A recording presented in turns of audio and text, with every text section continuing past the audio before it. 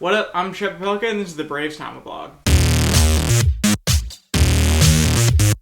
It's Friday, May 19th. I've remade this video 4 times now, but the information has fully disseminated. Freddie Freeman has a broken wrist. He will miss at least 8 weeks, more likely 10. The Braves will be without Freddie Freeman throughout all that time. They have signed James Loney. I don't know what to tell you. It's over. This is it. This is the end of our season. It's done. I am skeptical that the Braves will... I think optimistically they'll go 400 without Freddie Freeman. But it's done. I have to sit in front of you and tell you that I was wrong. Because back in February, USA Today released its win totals for every single team. And I sat in front of you and I told you the Braves, there's no way that they're a 72-win team. I watched them. I watched the progress that they made. I know the excitement of Dansby Swanson coming up and this new pitching staff replacing a bad pitching staff and how good Julio Teheran was and how hot Freddie Freeman got. And that's all come crumbling down. And that's on me for not seeing it. I saw all of the instability, and I looked past it. I looked at the good, and that's my fault. I should have been smarter than that. To see that this team was built on one cornerstone, and that was Freddie Freeman.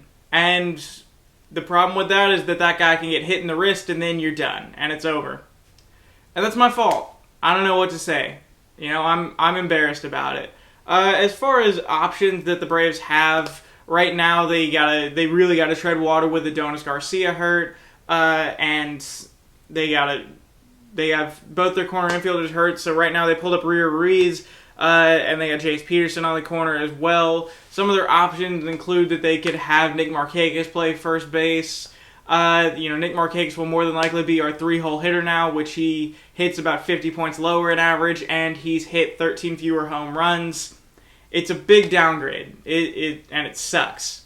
My suggestion, my best idea, is that we have one position of depth, and that's catcher. I would have Tyler Flowers playing first and Kurt Suzuki behind the plate. I think that those are 2 major league hitters. I think that that's a really good option. Not a really good option. It's our best option to have Tyler Flowers at first base. He can play first base as well as Adonis Garcia or as well as Jace Peterson.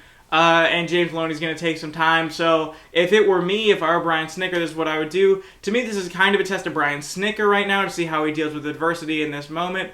If there is a silver lining, it's that there might have been some question about, do we buy or sell? How do we go about the trade deadline? This answers those questions. You sell. You're a seller because you're done. Your season is over. And it is the Braves' fault.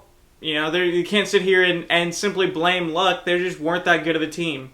We found that out over a very rough first month and a half. And now we know. So it's time to start moving some pieces. Move Jim Johnson. Move Jaime Garcia.